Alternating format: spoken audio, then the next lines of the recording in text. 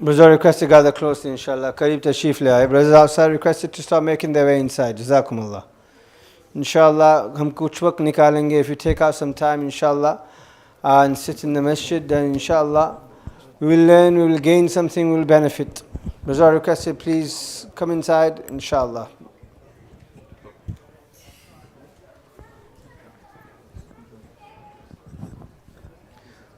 مل کر بیٹھے جزاک اللہ. Brothers requested, sit closely. Jazakumullah.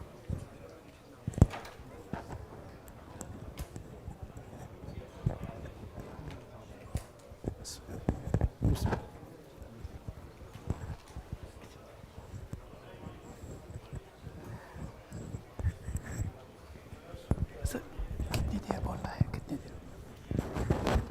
ایک نظم ہو جائے. ایک نظم ہو جائے. ایک ہم ایک نعت پڑھنا ہے. ٹھیک ہے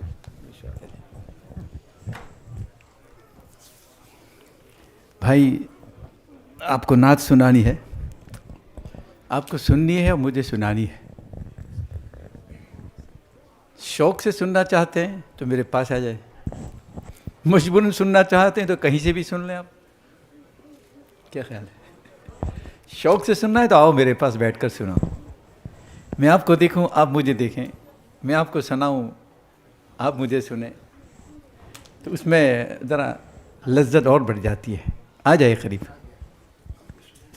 جی جی. اوہو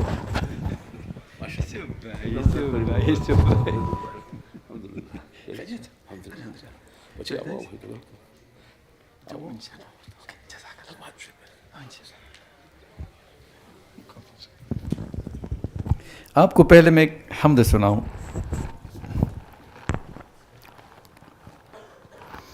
آپ دیکھتے ہیں کہ میں نے پہلے چشمہ لگایا. آنکھیں ساتھ چھوڑ رہی ہے، کان ساتھ چھوڑ رہے ہیں، ٹانگیں ساتھ چھوڑ رہی ہے. ایک وقت آئے گا کہ دنیا ساتھ چھوڑ دے گی. کیا خیال ہے؟ دنیا ساتھ چھوڑ دے گی. اللہ. دیکھیے یہ ایک حمد ہے. نعت سے پہلے حمد اس لیے سناتے ہیں تاکہ تھوڑا سا موسم بن جائے. تھوڑا سا موسم بن جائے. موسم میں ہر چیز اچھی لگتی ہے. نعت بھی سننی ہے آپ کو انشاءاللہ. تیری شان کے ہو لائق، تیری شان کے ہو لائق، وہ ثنا کہاں سے لاؤں. تجھے آئے پیار جس پر، تجھے آئے پیار جس پر، وہ ندا کہاں سے لاؤں. تیری شان کے ہو لائق. دیکھو ایک بات سنو. جتنے خاموشی سے آپ سن رہے نا، اتنی خاموشی قرآن سننے کے لیے ضروری ہے، واجب ہے.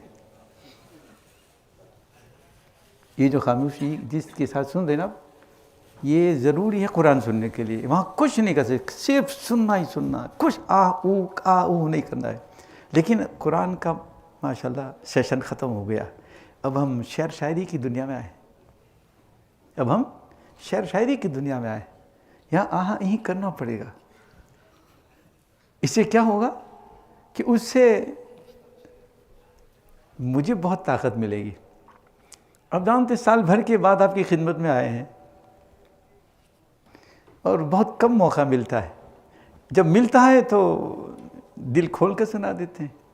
شعر ہو کر بھوکے رہتے ہیں، لیکن جب کھانا مل جائے تو ٹھیک ہی کھا لیتے ہیں.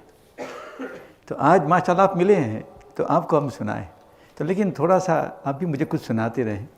چلے میں پھر سے پڑھتا ہوں. تیری شان کے ہو لائق، وہ ثنا کہاں سے لاؤں. تجھے آئے پیار جس پر، تجھے آئے پیار جس پر وہ ندا کہاں سے لاؤں، تجھے آئے پیار جس پر نہ ہو لب پہ کوئی شکوہ، وہ رضا کہاں سے لاؤں، نہ ہو لب پہ کوئی شکوہ، وہ رضا کہاں سے لاؤں، کوئی سن سکے نہ جس کو، کوئی سن سکے نہ جس کو، وہ صدا کہاں سے لاؤں، تجھے آئے پیار جس پر وہ رضا کہاں سے لاؤں، تیری شان کے ہو لائق۔ یہ جو شعر میں جو سنانے جا رہا ہوں بہت قیمتی شعر ہے اور اس حمدہ کی جان شعر ہے، لیکن آپ کو جان لگا کر اور مجھے جان دے کر سنانا ہے اور آپ کو جان دے کر سننا ہے۔ تیری شان کے ہو لائق وہ ثنا کہاں سے لاؤں، تجھے آئے پیار جس پر وہ ندا کہاں سے لاؤں، تیرے آستان سے اٹھوں تو میں جاؤں کس کے در پر، میں اپنے رب سے شکوہ کرتا ہوں، میں اپنے رب سے شکوہ کرتا ہوں، رب تیرے در سے اٹھوں کہاں جاؤں، تیرے آستان سے اٹھوں تو میں جاؤں کس کے در پر، جو ہو بے مثال تجھ سا، جو ہو بے مثال تجھ سا، جو ہو بے مثال تجھ سا، وہ خدا کہاں سے لاؤں، جو ہو بے مثال تجھ سا، وہ خدا کہاں سے لاؤں، تجھے آئے پیار جس پر۔ کیا کریں یار، آپ لوگ بہت ایسا لگتا ہے کہ بہت دنوں کے بعد سنا، اس لیے کچھ یہی نہیں کرتے۔ دیکھیں ہماری یہ سب سے بڑی کمزوری یہی ہے، شعر شاعری کرنے والوں کی سب سے بڑی کمزوری یہی ہے کہ سننے والے لوگ چپ چاپ سنیں، کچھ جان لگا دو، جگر لگا دو، پسینہ بہا دو، چلیں میں تو اپنا کام کر لوں گا۔ چلیں ایک اور آپ کو یہ نعت میں سناتا ہوں آپ کو۔ نعت نبی کریم صلی اللہ علیہ وسلم کی محبت میں، اللہ تعالی ہمیں صحیح معنی میں محبت نصیب فرمائے۔ آپ کی محبت ہماری ایمان کا حصہ ہے، آپ کی محبت ہمارے ایمان کا حصہ ہے۔ یہ محبت ہمیں دنیا میں بھی، قبر میں بھی، حشر میں بھی، جنت میں بھی چاہیے۔ پکی محبت صرف زبان سے نہیں، پورے وجود سے ہمیں ادا کرنی پڑے گی۔ سنتوں پر عمل کر کے آپ کی سنت کا شیدائی بننا پڑے گا۔ شعر شاعری بے شک ایک ہے ذریعہ، لیکن اس سے بڑا ذریعہ کیا ہے؟ آپ کی سنتوں پر عمل۔ اللہ تعالیٰ میں صحیح معنی میں محبت نصیب فرمائے۔ اے رسول امی، اے رسول امی خاتم المرسلین، اے رسول امی خاتم المرسلین تجھ سا کوئی نہیں، تجھ سا کوئی نہیں، ہے عقیدہ یہ اپنا بصدق و یقین، ہے عقیدہ یہ اپنا بصدق و یقین، تجھ سا کوئی نہیں، تجھ سا کوئی نہیں، دست قدرت نے ایسا بنایا تجھے، دست قدرت نے ایسا بنایا تجھے، جملہ اوصاف سے خود سجایا تجھے۔ میرے دوستو یہ شعر پورا نہیں، ایک ایک لفظ بہت قیمتی ہے، آپ کے دلوں کو چوٹ لگانے والا ہے۔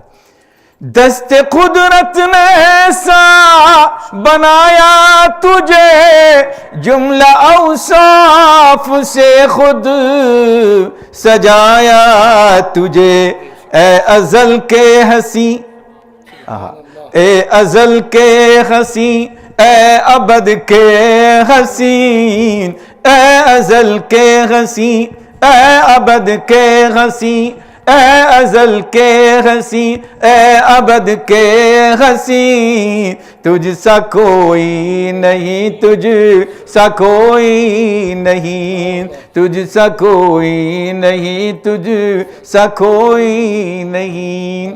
یہ آپ اس لیے نہیں بول رہے ہیں کہ یار یہ تو بہت پرانے قاری صاحب ہیں، 40 سالوں سے ہم سنتے آ رہے ہیں، کوئی نیا آدمی ہو، نیا چہرہ ہو، ارے میں نیا موڈ لے کر آیا ہوں بھائی، میں پرانا 40 سال پالا والا ہوں، کوئی حرج نہیں، لیکن میں آپ کے پاس ایک نئی چیز لے کر آیا ہوں، چیز کی تو قدر کر لیجئے، یہ پرانا چہرہ ہے، 40 سال سے الحمدللہ یہاں پر آ رہے ہیں، ہم لوگ خدمت کر رہے ہیں آپ کی، لیکن آپ نے مجھے پرانا ہی سمجھ لیا، چلے میری بات کو نہیں سمجھتے تو آپ مزہ آ جائے گا۔ اے رسول امی خاتم المرسلین تجھ سا کوئی نہیں، تجھ سا کوئی نہیں، بزم کونین پہلے سجائی گئی، پھر تیری ذات منظر پلائی گئی، بزم کونین پہلے سجائی گئی، پھر تیری ذات منظر پلائی گئی، سید الاولی سید الآخری، سید الاولی سید الآخری، سید الاولی سید الآخری، تجھ سا کوئی نہیں، تجھ سا کوئی نہیں، تجھ سا کوئی نہیں، تجھ سا کوئی نہیں، تیرا سکہ کل جہاں میں ہوا، اس زمین میں ہوا، آسمان میں ہوا۔ کسی نبی کا سکہ آسمان میں چلا؟ کوئی نہیں، معراج میں کوئی نہیں گیا، کسی نبی کا سکہ آسمان میں نہیں چلا، ہر نبی کا سکہ یہاں چلا۔ تیرا سکہ رواں کل جہاں میں ہوا، اس زمین میں ہوا، آسمان میں ہوا، کیا عرب کیا عجم، کیا عرب کیا عجم، سب ہے زیر نگیں، کیا عرب کیا عرب کیا عجم، کیا عرب کیا عجم، سب ہے زیر نگیں، تجھ سا کوئی نہیں، تجھ سا کوئی نہیں، تجھ سا کوئی نہیں، تجھ سا کوئی نہیں۔ یار آپ لوگ بہت جن جوڑنے کے بعد بھی نہیں اٹھے ہیں، چلیں میں آپ کو ایک شعر اور سنا دیتا ہوں۔ اے ازل کے ہنسی ए अबद के हसी तुझसा कोई नहीं, तुझसा कोई नहीं। सिदरतुल मुंतहा रहे गुजर में तेरी, सिदरतुल मुंतहा रहे गुजर में तेरी, काबा कौसैन गर्दे सफर में तेरी।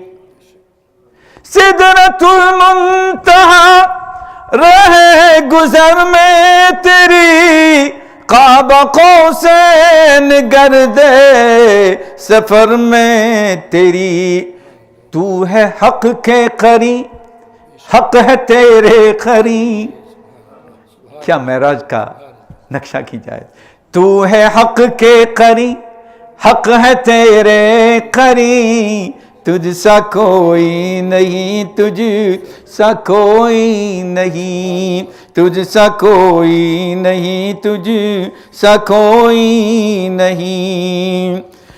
ऐ रसूल अमी खातमुल मुरसलीन, तुझसा कोई नहीं, तुझसा कोई नहीं। अल्लाह ताला हम सबको मोहब्बत नसीब फरमाए।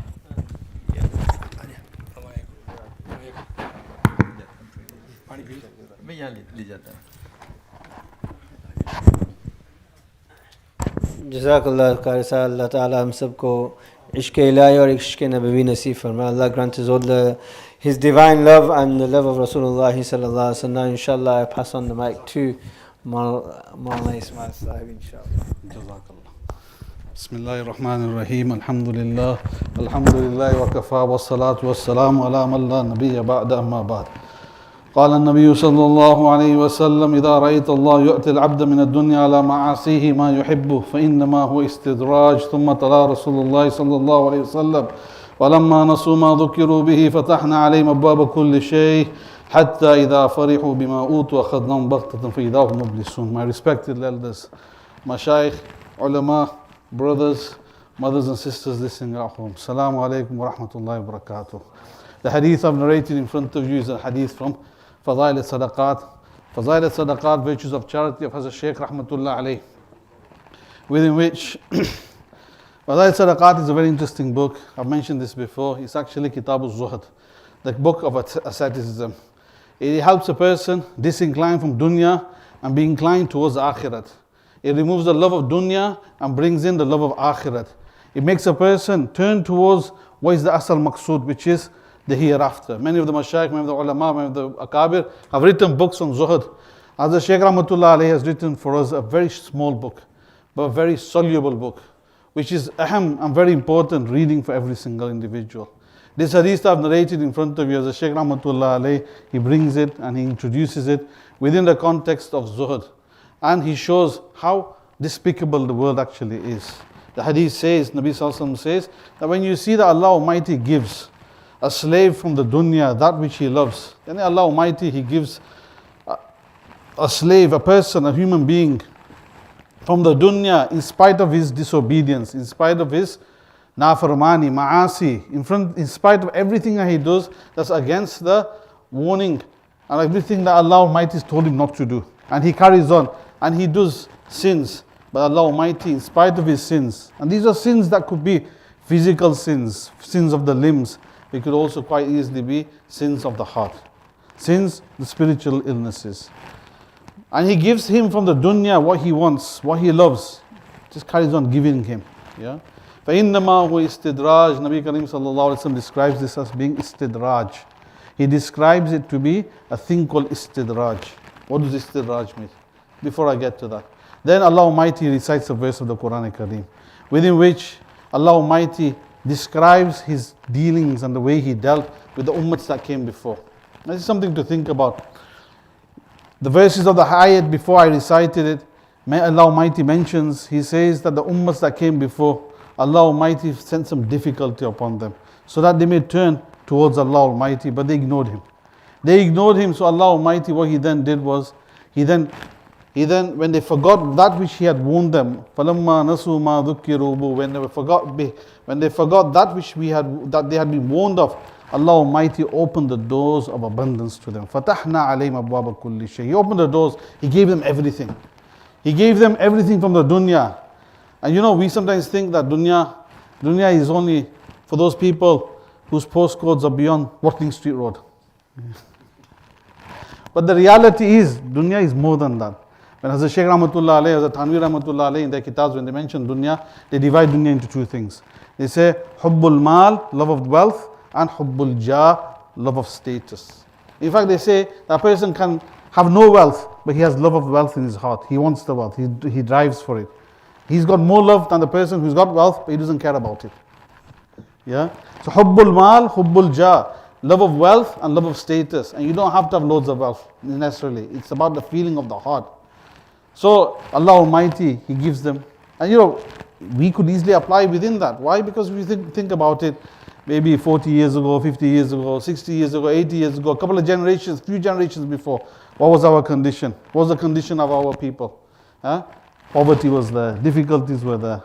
Right? You hear some of the stories of the elders, a lot of poverty, but Allah Almighty has opened the doors for us. فَتَحْنَا عَلَيْهِمْ أَبْوَابَ كُلِّ شَيْءٍ حَتَّى إِذَا فَرِحُوا. Then we go to a situation, حَتَّى إِذَا فَرِحُوا, we become very complacent. We become very happy. And it's happening today. We're very happy. But who knows, in 3 years' time, we might have a Reform Party government. Trump's come in. Who would have thought he was going to come in? He's ruffling the feathers left, right and center. Who knows, within another 3 years, we might have a Trump ally at 10 Downing Street. Things might change even more. People are talking about it. Everyone's talking about it. You just follow the politics. Everyone's talking about it. Okay, could it happen here? Possibly could. فَتَحْنَا عَلَيْهِمْ أَبْوَابَ كُلِّ شَيْءٍ حَتَّى إِذَا فَرِحُوا بِمَا أُوتُوا. Then all of us, we become happy and complacent because we've lost our purpose. Then Allah Almighty أَخَذْنَاهُمْ بَغْتَةً. Then He takes hold of us all of a sudden. Trump's taken hold of them. Yeah, a Farage government could come in, easily take hold of us, very easily. So we understand from this ayat that there's a thing called istidraj. And the concept, I think you've grasped the concept. What does it actually mean? And I know it's been a long night. I've had a long day. We listened to quite a few naats. The last naat Khan wasn't very happy or impressed that people went rocking the house that they should have been rocking. So I'm not going to keep it too long, so I'll keep it quite short. So what does it mean? What does all of this mean? But first of all, let's understand this much. There's a nizam, there's a way, there's a plan. You get a seed, you put it into the ground, you put a bit of water in, the sun comes, it grows. That's the nizam of Allah Almighty. You have the water cycle, I think it's called, yeah, where the rain, the water from the sea and the oceans, what's it called? Photosynthesis. But I'm talking about water cycle when it rains, yeah. So when it rains and evaporation, condensation, and then it rains. So this is the nizam of the dunya. This is the way the dunya operates. But there's also a metaphysical situation, in which certain things that we do. You look after your parents. Allah puts barakat in your life. Your life becomes expanded. Benefits come in this dunya and the hereafter in different ways. And we understand, you eat halal, nur comes inside your stomach. When you eat halal, then you become inclined towards doing pious actions. There's rules which Allah Almighty has mentioned inside the Quran. Rules which Nabi Sallallahu Alaihi Wasallam mentioned inside the hadith, which you have to find and identify. Likewise, there's another rule. That when something's good's coming towards you, when dunya opens up towards you, it might well be that this dunya has opened up to you. But the reality is that it's actually istidraj. What does istidraj mean? In Urdu, they call it deal. They call it deal. He's giving you respite. It could be described to be that worldly success isn't always a sign of divine acceptance, because sometimes it's a gradual path towards destruction.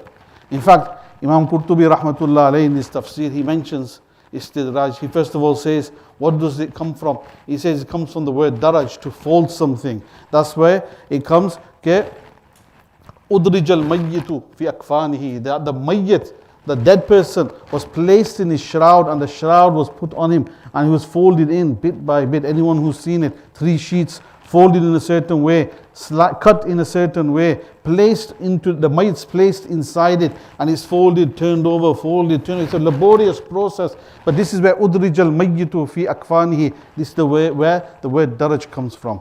In fact, some of the other ulama say that the word comes from daraja, which means, for example, istidraj an yahuttu darajatan ba'da darajati ila maqsood. The person descends from one stage to another until he reaches the point. That's where the bicycle comes. In Arabic, the word for the bicycle is daraja, which means that person pushes with his pedal, foot by foot, step by step. In Old English, quite a few years ago, they used to call it a pedal pusher, I think. A pedal pusher. That's where a bicycle comes from. So what does it mean in this context? Al-istidraj huwa al-akhz bit-tadrij. That istidraj is to take hold of something slowly but surely.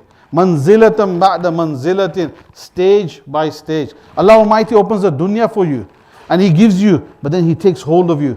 You could the example of it could be like a mouse, yeah. Tom and Jerry, yeah. Jerry, there's a mouse. Something is biting away in your house. You don't know what it is. You put a camera there. Let's modernize it a little bit. You put a camera there and you check on your phone, ring doorbell instead of putting it outside, put it inside, and realize there's a mouse in the house. Yeah, he keeps biting at something. And I want to catch this mouse. But the mice are very clever, very intelligent. What do? You put a trap there. It doesn't come in. It doesn't get caught by the trap. So a person gets a cage. He puts the cage there, thinking the mouse is going to go inside. It doesn't go. So what you do? You get some cheese, Lancashire mature cheddar cheese. Yeah, the good stuff, and you put it there, inside the cage. But the mouse comes and he looks around, and you're watching on your Ring doorbell or your Go doorbell, whatever it's called, and you see this mouse is coming and he's watching, but then he knows, he's a bit shrewd. He gets up and he goes, he's not going to enter the cage. So what he does is, this person, he thinks about it, he says, I've got an idea. I'll put the cheese just a little bit away from the cage, outside. So he puts it outside. And the mouse comes, at the beginning is trepid. Trepidations's taken hold of him. He comes, he looks, he sees, and he thinks it's safe. He goes for the cheese, he eats it, he walks away. He's got a deal. Second day, he comes back. He has the cheese again. Few more days, bit by bit, he becomes habituated. He knows there's some benefit here. That benefit I'm getting is making me lazy. Yeah, that benefit is there. That cheese is there. It's there. I know it's there. It's a quick win. Win-win situation. So he comes and gets it. Now the owner of the house is a bit clever. He moves the cheese a little bit towards the cage. Yeah, mouse comes. Now he's very safe. He comes and he sees the cheese. He eats the cheese. He walks away. He's okay. He's still very content. And then after a few days, he brings it closer, and then eventually, long story short, he brings the cheese into the cage. And the mouse comes, and he's free for all. He's not worried at all. He enters the cage, and the cage door closes. Yeah, and he's caught. This is exactly the same situation when it comes to istidraj.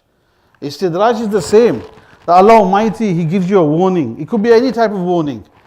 White hair could be a warning, as long as you don't use just for men. Yeah. It's a big fashion nowadays. Everyone's using it. Yeah, everyone's on it. I think Muhammad went in Jamea. He said, by about the 30th day, everyone became old. I said, yeah. So, as long as you don't, amma anzaraka shape, it comes inside the Quran. Did white hair, did old age not warn you? The Mufassiri mentioned a shade, just the appearance of a white hair. That's a warning in itself. A minor illness, a major illness, a redundancy from work, Brexit, businesses shut down. People have to reinvent themselves and go into a different field altogether. These are all warnings that come. On the horizon, we have Faraj. It's a warning for us all that we need to wake up. We need to wake up. Yeah? It could be same. Another example could be like the point system, 12 points, 3 points for driving over 30 and the 30 speed limit. You get 3 points. You get the letter, you put it away, you don't think about it. Then after a little while, a year, 6 months, whatever, you get another 3 points. And before you know it, when you hit the 12 points, your license is gone. Then you realize what's happened. Istidraj is the same thing. Exactly the same thing. That a person, al-akhdhu bit-tadrij, slowly but surely, manzilatan ba'da manzila, that one stage after the other, Allah's punishment comes. Brothers, some people say to us that, when it comes to deen, practicing deen is difficult. There's a certain way my life is going on. How do I bring my life back onto the straight path? And we think to ourselves that, at the end of the day, as a Tanvir Rahmatullah mentions this as well, that deen is not difficult. We made it difficult. And he talks about everything about reformation without using the word reformation in his khutbah. There's a big thing right now. It's been going on for about 15 years. That we need to change our religion to make it appropriate for the time and the age. Hazrat Tanvir Rahmatullah 80, 90 years ago in colonial India, back in Thana Bhawan in the villages, they were discussing the same issue in bayans. Hazrat Tanvir says that the deen doesn't need to change, it's us that we need to change. The deen is very easy. And for inspiration, if you want inspiration, there's a beautiful story, a very beautiful story, narrated by Ibn Qudama Rahmatullah alayh. Time hai? No. Ibn Qudama Rahmatullah alayh in his Kitab al-Tawwabin. Ibn Qudama Rahmatullah alayh in his Kitab al-Tawwabin, which is a book on repentance, he mentions a beautiful story full of inspiration. The narrator is Ibn Sammak Rahmatullah alayh. Ibn Sammak, Ibn son as-Sammak, the fishmonger. Yeah, the fishmonger. Maybe his father, grandfather used to sell fish, or maybe he lived on a street full of fishmongers. So he's known as the fishmonger, Ibn Sammak. But Ibn Sammak Rahmatullah alayh, his name appears in a lot of books. Where does he appear? He appears in those books during the Abbasid period where he's giving advice. He was a Zahid, he was giving advice to the kings at that time. And Ibn Qudama himself, great alim, originally from Palestine, from a place near Nablus called Jamail. King Baldwin was the king of the Crusaders. They established the kingdom there. His grandfather was the Imam, and he gave a khutbah against the Crusaders during the Crusader period. King Baldwin wanted to capture him and punish him and torture him. So with his entire family, they moved to Damascus. And they came to a place outside Damascus that wasn't inhabited. They began living there. Yeah, and this place, because of the piety of these ulama that settled there from Palestine, became known as Salihiyya, the Salihi area, next to Jabal al-Qasyun. So Ibn Qudama Rahmatullah alayhi mentions that Ibn Sammak says that there was a very famous prince during the Abbasid period. His name was Musa. Musa bin Muhammad bin Sulaiman bin Ali Rahmatullah alayhi. But he was a prince, extremely wealthy.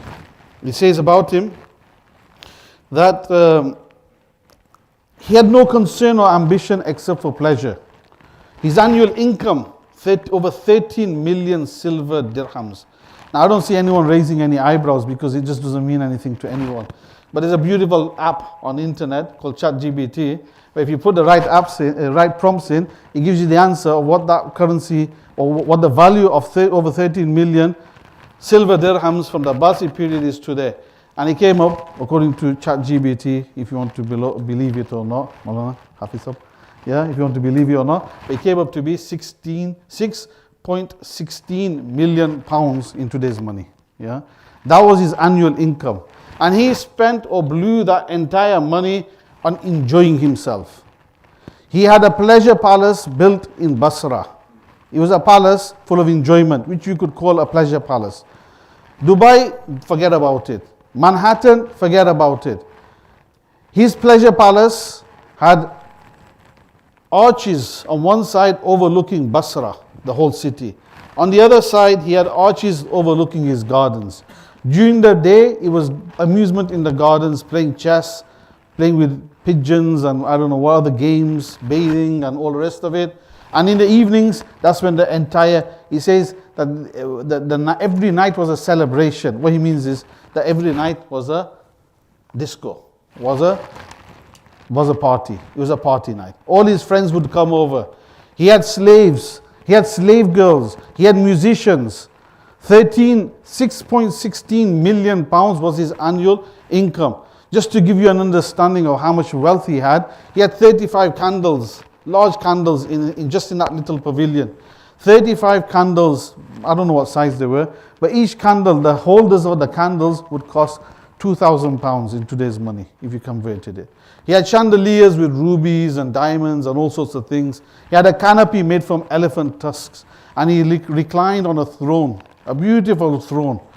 He reclined on a silver throne lying backwards, and he'd have musicians there. And this was his entire night. This is how he spent his night. Ibn Qudama rahmatullah alayhi says, very interestingly, he says, no mention of death, sickness, illness, or anything that would bring sorrow was ever made in his presence. Only talk of joy, happiness, amusing stories that make him laugh, and were allowed. And he carried on like this every night for 27 years. One night he's in his pavilion, he heard a voice touched his heart. He heard what he described to be a naghma. Naghma is an Arabic word meaning a tune. So he goes to one of the arches overlooking the city, and he tries to listen, but he can't hear anything. And then he hears the voice, then he goes away, hears the voice, goes away, hears the voice. He tells his guards, go out, go and find this person. Who's singing? I want to hear these voices. I want to hear this voice. It's really touching my heart. And he went back to his friends and began enjoying himself. His guards went out looking. They found a young man inside a masjid, thin, yellow, because of his ibadat, very tired. He came and they brought him. And Musa, rahmatullah alayhi, he was enjoying himself. He said, who is this person? Why have you brought him here? He said, this is the voice you were hearing. He says, really? Are you the person I could hear from a distance? He says, I don't know if you could hear me. What were you doing? I was inside the masjid. What were you doing? I was reciting Quran. I was performing ibadat at night time. He said, what were you reading? And he began reciting the verses, describing Jannat. He says, Inna al-abrar lafi na'im, ala al-araiki yanzurun, ta'arifu fi wujuhim nadrat al-na'im, yusqawna min rahikim makhtum. It's in the 30th juz. That indeed the abrar, the pious people, nafi na'im, are in bliss, or in Jannat al-na'im. On couches, adorned couches, observing. On their face you see nadrat al-na'im, the radiance of delight. They'll be given rahiq makhtum to drink. It shall be sealed with misk, with musk. And in this, those that compete with each other compete. Musa listens to this. It touches his heart. He says, and then this young man says to him, Ayyuhal maghrur, O deluded one. O deluded one. Do you think everything around you is beautiful? Do you think this is what somebody should aspire for? In reality, this is not what you should be aspiring for. But what you should be aspiring for is what's in the akhirat. Do you know inside the akhirat there's Jannat? And do you know about Jannat? And then he describes Jannat. He says this couch is bata'inu min istabrak ala rafrafin khudri mabkarin hisan. From one place to another he's jumping around. He's describing Jannat. He's describing the fruits. La maktu'a wa la mamnu'a. They're not forbidden and they never end. They continue continuously. He describes Jannah. He says ukuluha da'im. He says that its food shall be perpetual. It's not like the seasons. Fruit and vegetables come continuously. Ukuluha da'im wa dhilluha, and also its shade. Tilka uqbal ladina taqaw. Is that right, Masab? That this is the outcome for those people that do taqwa. Then he contrasts it and brings it to Jahannam. He says, uqbal kafirin an-nar. He says the disbelievers, for them their outcome is Jahannam. And he starts describing Jahannam, one thing after another. He describes how on the day of judgment a person will want to give in ransom his family, his wife, his children, his friends, his relations, just to save his skin from Jahannam. He describes this, then he talks about Jahannam, and then he says, Tad'u man adbara wa tawalla. It shall call the person who turns his back and he tries to flee. You know, you can run away in the dunya, but in the akhirah it's going to come for you. And then he describes, Adbara wa tawalla, the one who turns his back and flees. But also, wa jama'a fa'awa, and the person who gathers wealth. Fa'awa, and he protects it. He's after his money. His money is the main thing. Whereas money should be the thing that should assist us in akhirat. Anyway, he mentions all of these verses. This young man, he really strikes some chords with Musa. Musa gets down from his throne.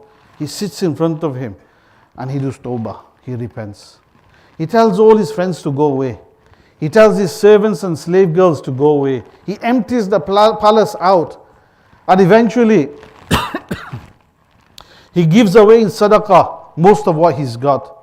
All the stipends that he received, he returned them back because he was a royal person. In fact, his father, grandfather, great-grandfather, they actually helped the Abbasids to take over because they were related to the Abbasids from the Umayyads.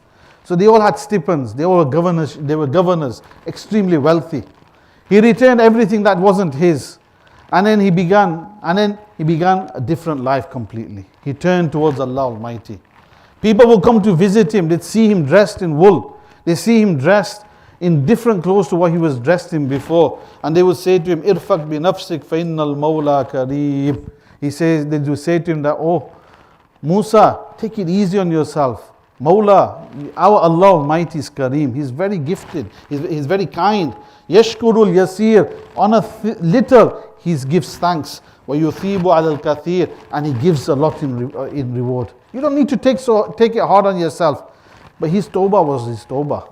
He made a repentance. He had a burden on his shoulder. He says, Ya qawmu, people and Arif, I know bi nafsi, I know myself, inna jurmi azim, that my sin is great. Asaytu mawlaya bil layli wan nahar, I disobeyed my Mawla, my Allah Almighty by night and day. This was his life. He then turns towards Allah Almighty. Take inspiration from what this person's life was, from what he was from before to what he became. He goes to Makkatul Mukarramah. He's a person of government. This is an authoritarian, complete, absolute monarchy. Yeah. If he went to Makkah and he said, I am from the Al Saud, yeah, he'd have a palace there ready for him. He'd have a stipend there, he'd have servants, but he gave all of that up and he just entered Makkah as a normal commoner. He entered Makkah and he would spend his night in the Hatim doing ibadat. He would spend his night in the Hatim doing ibadat. And it says inside the books, Ibn Qudama says, and this is something really, some of the words that he used to make dua with really shake the heart. He says, he says in the kitabs, he would sit in the Hatim making dua and he'd say, Sayyidi, O my master, Yani Allah, Lam urakibka fi khalawati. In my khalwat, when I was alone, in the pavilion, when I was with my friends, when I was with the slave girls, I didn't take into consideration my situation between you and me. I didn't take into consideration of what my situation should be or how I should behave to you in my khalawat. Dhahabat shahwati. He says my shahwat has finished. Everything that I wanted, all my desires, I fulfilled them all completely. Wa baqiyat tabi'ati. But then the consequences remain with me. My situation is such that my shahwat's gone, but the consequences remain.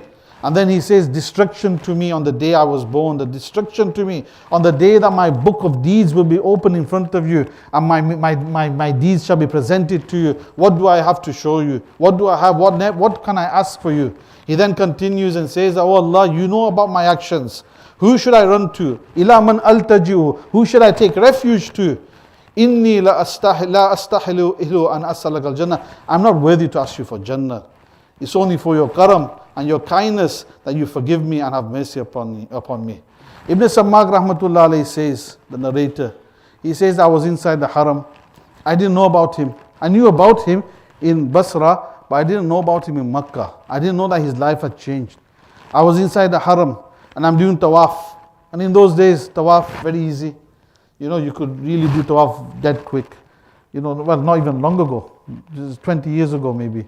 You could I remember a time we used to go to Hazrat Rahmatullah Alayhi's majlis, and after the majlis, we used to go, take my wife and I had one daughter, we used to go park outside Bakka Hotel, just near Babul Umrah. And the policeman used to say to me, Ya Mutawwi, leo gafta sayyara hai na. Why have you stopped the car here, Ya Mutawwi? I said, I'm just going to go inside, pray 2 rakat, I'm going to come back, 5 minutes. He said, okay, Jalla, Bisura. Yeah. And I used to go inside, we used to do 1 tawaf, pray 4 rakats, maybe take 25-30 minutes, come back, and he says to me, Ya Mutawwi. He said, you didn't take 5 minutes, you took 30 minutes. I said, I made dua for you. He goes, okay, go. And then he let you go. But today, the situation is completely different. You can't even get your foot inside the haram. There's one way out, another way out, in. Or one way in, another way out. But in those days, it was very different, alhamdulillah. So Ibn Sammaq rahmatullah alayhi says, I was inside the mataf, I was doing tawaf, and I heard this voice crying inside the hatim. And he could hear, because the crowd wasn't such, and he could hear this person making dua and calling out to Allah Almighty. He's talking about his shahwat. He's finished his shahwat. But the consequences stay with me. Ibn Sammaq rahmatullah says, I needed to speak to this person, so I entered the hatim. And I said to him, oh young man, who are you? What is your story? This young man, I didn't recognize him because his whole shakal had changed. He wasn't as beautiful. He wasn't as handsome as he was in those days. The ibadat had made him thin. He lost his weight. His face had become sullen and dry. He says to him, aren't you Ibn Sammak, who used to come to me in Basra and advise me? He says, I'm Ibn Sammak, and I used to advise myself, going to others to advise them, but I'm actually advising myself. He says, yes, do you not recognize me? He says, who are you? He says, I'm Musa. He says, Musa bin Muhammad bin Sulaiman bin Ali al-Hashmi. He says, that one. He says, yeah. He says, your life has completely changed. What happened to you? He says, this is what's happened to me. He told the whole story of how his life changed. And then he says to him, I want to ask you a question, Ibn Sammak. He says, yes, ask. He says, I abandoned everything I was involved in, as you saw. I turned wholeheartedly to Allah Almighty. Do you think He will accept me now? Do you think Allah Almighty is going to accept me? I'm afraid that He might have turned His face away from me. Ibn Sammak rahmatullah alayhi says that these words made me cry. And I said to him, Habibi, Abshir, my beloved, my friend, Abshir, have glad tidings. I've heard nothing more beloved to Allah Almighty than a young person who repents. Story is long. He then goes to him and he finds out that he's living in a small little room somewhere that he's taken on rent. He's living there. No one in Makkah actually knew he was. And then he's giving him counsel, he's advising him, he's consoling him and saying to him, take it easy. Don't try so hard. Your tawbah inshallah will be accepted. But the burden was on his heart. Ibn Sammak rahmatullah alayhi says, the next day I was inside the haram and I heard the announcement of a funeral. I went and I prayed the funeral behind this person. And people were showing his face. I came forward and I looked and I recognized it was the Hashmi prince, Musa. It was the Abbasid Hashmi prince, Musa. He'd passed away in the morning or the night time. The people were about to wash him. They shrouded him and they had brought him to the haram in order to pray namaz. They prayed the namaz and he said to him, oh people, do you recognize this person? Do you know who he is? They said, we've got no idea who he is. He was a complete nobody. He was a stranger. He just came, he'd worship, he'd spend his time in the hatim, and his du'as, amongst his du'as were these du'as. Ibn Sammak says, you have no idea who he was? He says, no. He says, how long was he with you for? He says, he was with us for 2 years. Brothers, there's a long story. There's a few more extra details inside it. Ibn Qudama rahmatullah has mentioned it, but there's a beautiful story. There's an inspiration inside there for young and old, for all of us. Sins isn't just sins of the external, length of the beard, very important. Yeah, clothing, dress, the way we should be dressed, the places we go, how we spend our time. Yeah, sins of the eyes, sins of the ears, sins of the mouth, the stomach. But there's also another type of sin, which is sin of the heart. These are also sins. And we carry on with our sins, but there's something there that Allah Almighty, in spite of all of that, He gives us in abundance. He gives us in abundance. It may be the case that this is just istidraj, that when He takes hold of us, He really takes hold of us. Allah Ta'ala give us the tawfiq to understand this, take inspiration from the life of Musa bin Muhammad bin Sulaiman bin Ali, understand what istidraj actually is, and enable us to turn towards Allah Almighty and live a life of piety. Ramadan is here. It's just at the beginning. It's a time to actually rejuvenate one's soul. Nourish the soul with spirituality. And we're all on that path. It isn't the case that you're able to become extremely pious to the extent that all the negative, the razail, and all the negative traits are completely eradicated from the heart. What happens is, by doing the dhikr, by doing the ibadah, a person is able to suppress those feelings. But our life is just like a garden. It's like a body. When you go to the gym, you go to the gym, you work out, you build your body, you improve yourself, you've got the posture, you've got the stomach, you've got the muscles, the body mass is just right, the muscle mass is just right, the flab has gone. But the moment you actually slip a little bit, you stop going, or you start eating what you shouldn't be eating, then your stomach starts protruding out. You start putting on weight, and then you lose everything.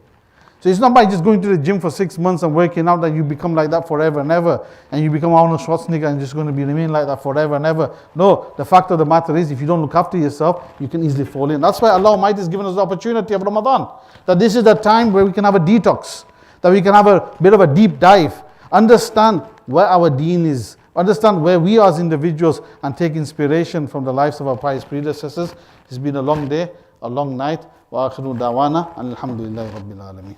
Thank you, Master. Dua. اللهم صل على سيدنا ومولانا محمد وعلى آل سيدنا ومولانا محمد صلاة تنجينا بها من جميع الأحوال والآفات وتقضي لنا بها جميع الحاجات وتطهرنا بها من جميع السيئات وترفعنا بها عندك على الدرجات وتبلغنا بأقصى الغايات من جميع الخيرات في الحياة وبعد الممات إنك على كل شيء قدير. يا الله يا رحمن يا رحيم يا ملك يا قدوس, forgive all our sins. Enable us to utilize Ramadan in the right way. Ya Allah, enable us to come in front of you on the day of judgment with a clean chit, in a way that all our deeds are just pious deeds. We have no huququllah, huququl ibad in our deeds or in our book of deeds. That you are completely happy with us, you are pleased with us, and we've lived a life in the way that you have ordained for us, as mentioned in the Sharia and according to the way of the Sunnah of the Prophet sallallahu alaihi wasallam. Ya Allah, fulfill our deen, dunyavi zaruriyat, fulfill our ukhravi zaruriyat, and when it comes to our children, our wives, our families, and our relatives, and our communities, Ya Allah, fulfill all those pious thoughts that we have regarding them all. Allahumma inna nas'aluka min khayri ma sa'alaka minhu nabiyyuka abduka Muhammad sallallahu alayhi wa sallam, wa na'udhu bika min sharri ma sta'adaka minhu nabiyyuka abduka Muhammad sallallahu alayhi wa sallam, wa anta al-musta'an wa alayka al-balagh, wa la hawla wa la quwwata illa billah bi rahmatika ya arhamar rahimin, wa sallallahu alayhi wa sallam. Jazakallah.